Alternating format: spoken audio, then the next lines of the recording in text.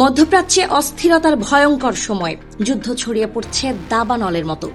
যে অস্থিরতার আশঙ্কা বিশ্ববাসী দীর্ঘদিন ধরে করছিল, তারই এক ভয়াবহ প্রতিফলন ঘটল পারস্য উপসাগরীয় দেশগুলোতে।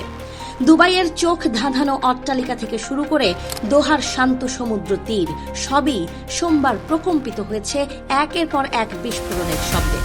যুক্তরাষ্ট্র ও ইসরায়েলের উস্কানিমূলক হামলার জবাবে উপসাগরীয় দেশগুলোতে ক্ষেপণাস্ত্র ছুড়ছে ইরান। ঘটনার সূত্রপাত হয় ইরানের সর্বোচ্চ নেতা আলী খামেনিকে ইসরায়েল আমেরিকা হত্যা করার মধ্য দিয়ে। এরপর তেহরানের কঠোর অবস্থান থেকে ইরান সাফ জানিয়ে দিয়েছে তারা যুক্তরাষ্ট্রের সঙ্গে কোনো ধরনের আলোচনায় বসবে না।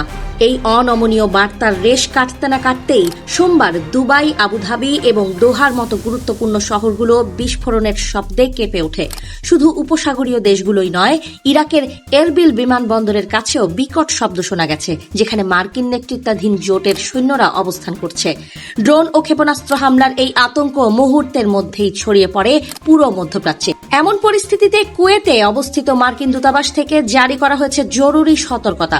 মার্কিন নাগরিকদের উদ্দেশ্যে দেয়া বার্তায় বলা হয়েছে, ক্ষেপণাস্ত্র ও ড্রোন হামলার হুমকি এখনো বিদ্যমান। দূতাবাস কর্মীদের নিরাপদ স্থানে আশ্রয় নেওয়ার নির্দেশ দেওয়া হয়েছে এবং সাধারণ নাগরিকদের বলা হয়েছে যেন তারা বাড়ির সবচেয়ে নিরাপদ ও নিচু তলায় অবস্থান করেন। জানালা থেকে দূরে থাকা এবং ঘরের বাইরে না যাওয়ার জন্য কঠোর নির্দেশনা দেওয়া হয়েছে। এই সতর্কতা মধ্যপ্রাচ্যে অবস্থানরত বিদেশি নাগরিকদের মধ্যে চরম উদ্বেগ সৃষ্টি করেছে। এমনকি দূতাবাসের স্বাভাবিক কার্যক্রমও সাময়িকভাবে বন্ধ রাখা হয়েছে। এই সংঘাতের প্রভাব সরাসরি পড়েছে আন্তর্জাতিক বিমান চলাচলের উপর।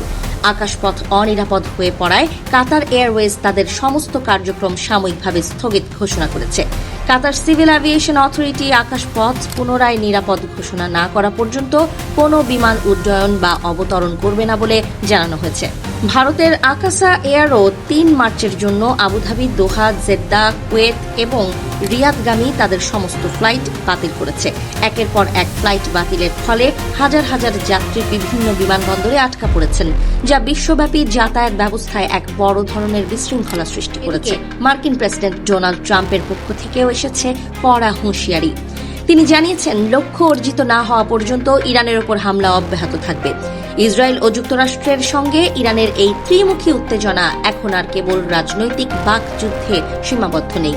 তেহরানের পক্ষ থেকে যেভাবে সরাসরি উপসাগরীয় দেশগুলোকে লক্ষ্যবস্তু করা হচ্ছে, তাতে স্পষ্ট যে এই অঞ্চলের নিরাপত্তার সমীকরণ দ্রুত বদলে যাচ্ছে।